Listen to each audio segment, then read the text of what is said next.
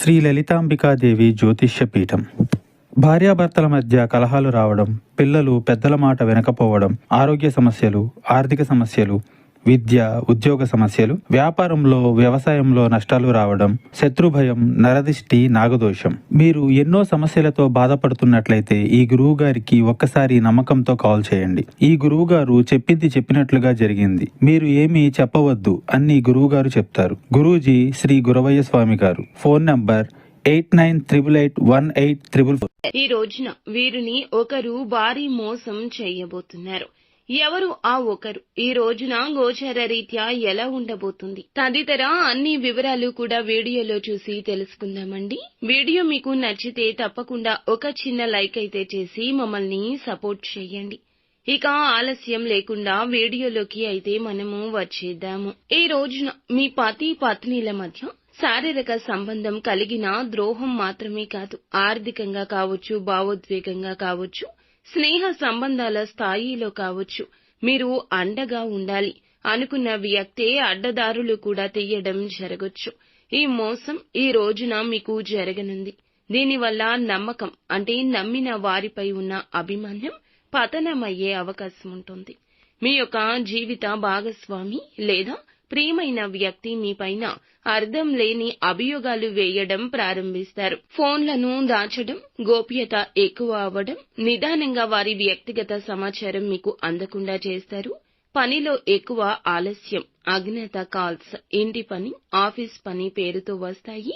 ఇక మీ యొక్క మాటలు పట్టించుకోకపోవడం, చాలా కూల్గా వ్యవహరించడం మొదలవుతుంది.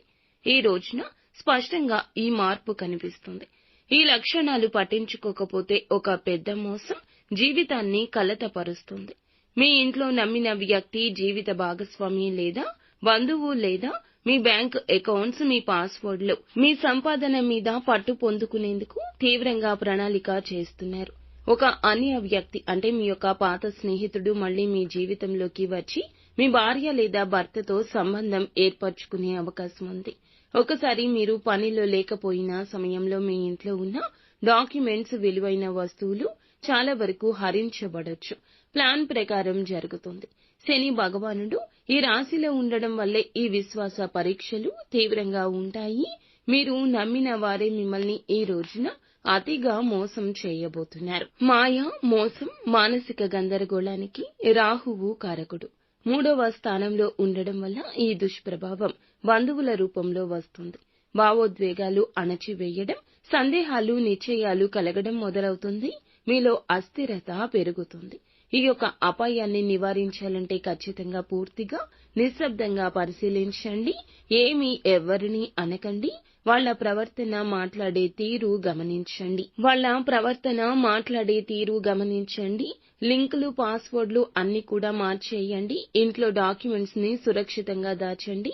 నేరుగా ఎదురుగా ప్రశ్నించకుండా ఎవరితో అయినా స్నేహంగా మాట్లాడండి.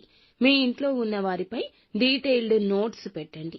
ఎప్పుడు వస్తున్నారు, వెళ్తున్నారు, ప్రతిరోజు ఉదయం 6:30 ఓం శనైశ్వరాయ నమః అనే జపాన్ని 108 సార్లు పఠించండి. శని దోషం తప్పకుండా తొలగిపోతుంది. మిమ్మల్ని మోసం చేయాలి అనుకునే వారి యొక్క ధైర్యాన్ని పోగొడుతుంది.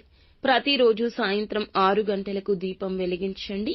ముఖ్యంగా నల్ల నువ్వుల నూనెతో దీపాన్ని వెలిగించండి. నిత్యము హనుమాన్ చాలీసాను పఠించండి. ఈ రోజున ఎవరిని నమ్మి ఏ నిర్ణయం తీసుకోవద్దు. ఆపత్కాలమున ఒక వ్యక్తి సాయం కూడా అందుతుంది. వారి యొక్క సాయాన్ని కూడా పరోక్షంగా మార్చే పద్ధతిన శత్రువులు ప్రయత్నిస్తున్నారు. మీరు మౌనంగా ఉండి ఆలోచించి మీ యొక్క పరీక్షలో నెగ్గే ప్రయత్నం చేయండి. అంతా మంచి జరుగుతుంది.